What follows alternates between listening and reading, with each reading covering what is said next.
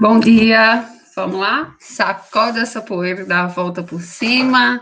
Segunda-feira começando e a gente vai continuar com histologia humana, tá? Como é que vocês estão? Espero que vocês estejam todos bem, que tenha dado para descansar bastante aí no fim de semana. Hoje a gente vai falar um pouquinho sobre tecido muscular, né? Parece que o nosso músculo, ele amanhece meio entrevadinho na segunda-feira, né? Mas vamos fazendo aquelas técnicas de se alongar, puxar um pouquinho para trás, que eles vão correspondendo. O tecido muscular é um tecido muito importante. Boa parte da nossa massa corpórea, na verdade, é composta de tecido muscular. E o músculo é muito importante. Então, a gente realmente precisa, né, manter esse sistema funcionando muito bem. Para isso, claro, a gente tem que mandar um estoque de nutrientes muito importantes para eles, que são as proteínas e os carboidratos. O tecido muscular, ele tem origem lá na mesoderme do embrião, né? Aquele folhetinho que fica no meio, lembra? Endoderme, mesoderme, ectoderme. E ele é caracterizado por uma célula que é a fibra muscular. As células alongadas, né, bem diferenciadas, com o núcleo aqui no meio, ele é um sistema vascularizado, ele é um tecido, aliás, perdão, vascularizado, quer dizer que tem vasos sanguíneos passando pelos músculos, é um tecido inervado, a gente também tem terminações nervosas, e ele é constituído por células especiais, que são as fibras musculares. Essa é uma caracterização generalizada do que seria o tecido muscular, tá? Aqui vocês estão vendo um músculo, né, inteiro, e mostrando até a gente chegar nas fibras musculares. A gente vai ver um pouquinho mais detalhadamente já já. A função desse tecido é principalmente a contração. Então, imagina que a gente tem um esqueleto, que é um esqueleto pesado, que precisa se movimentar.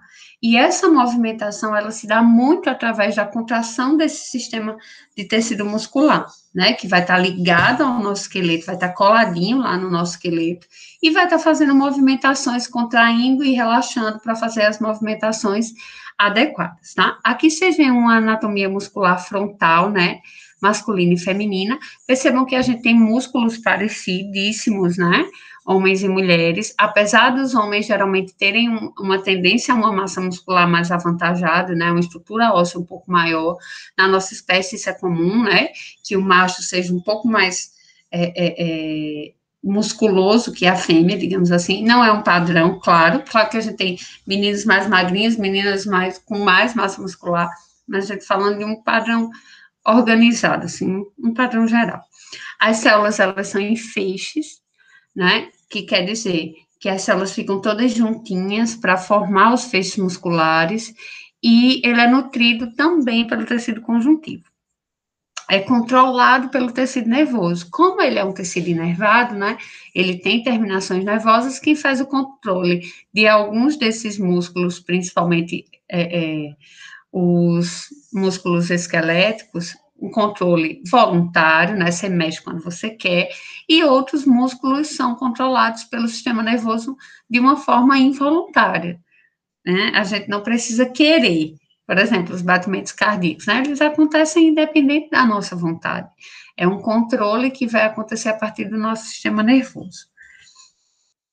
As principais funções do tecido muscular são a movimentação do corpo, contrações, né, no caso do músculo cardíaco, a musculatura lisa também se contrai para que, né, por exemplo, a digestão aconteça, né, a eliminação das fezes, manutenção do equilíbrio e postura corporal, uma vez que esses músculos eles estão ligados ao nosso esqueleto, então eles também participam desse processo, né, postural. Movimentação do alimento, através de movimentos que são conhecidos como movimentos peristálticos, que são movimentos da musculatura lisa, movimentos respiratórios, né, a gente tem o diafragma aí controlando a nossa respiração, do olho, a gente tem músculo eretor de pelos, quando a gente vai ficar arrepiado. Então, dentre várias funções, a gente pode destacar essas 6 aqui, né? Existem 3 tipos de músculo que se assemelham em algumas características, mas diferem em pontos muito importantes, principalmente de localização e função, tá? Então, a gente tem um tecido muscular estriado esquelético, tecido muscular estriado cardíaco e tecido muscular liso, que também é chamado de não estriado, mas geralmente liso, Então, aqui a gente tem os feixes desses 3 tipos de músculo: muscular cardíaco, esquelético e liso. Os tipos, né? O tecido muscular liso ou o tecido não estriado, ele é encontrado nas vísceras.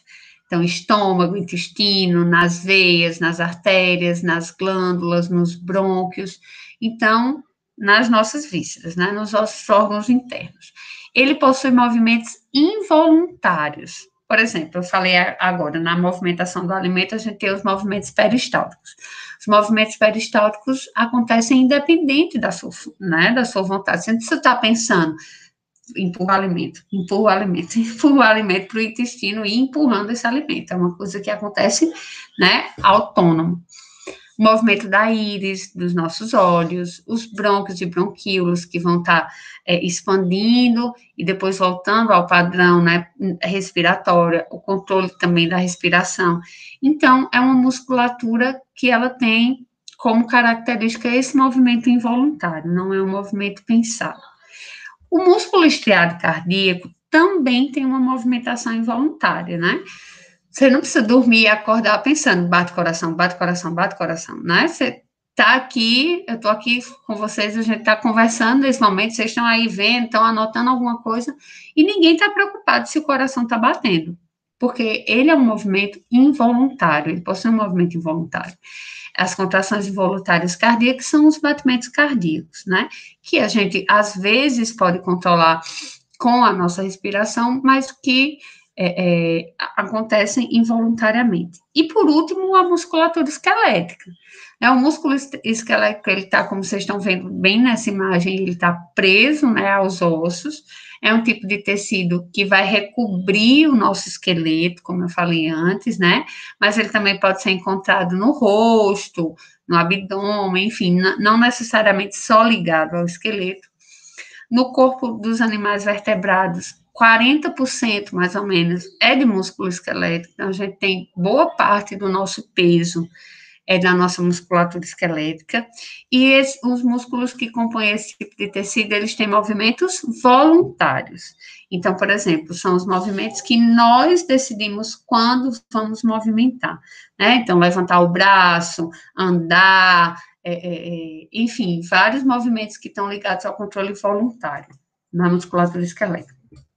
E quando a gente está falando de músculo, né, de todos os tecidos, a gente falou um pouco, se centrou um pouco nas células que formam esse tecido. Aqui no tecido muscular nós temos sarcômeros, né, que são a unidade mínima do músculo. Então, a gente tem aqui um corte grande, ó, o músculo ele é ligado ao tendão e o tendão ao osso, né, e o músculo ele é formado por fibras musculares, como eu falei antes. Aqui nas fibras musculares, a gente tem as miofibrilas, que são os sarcômeros.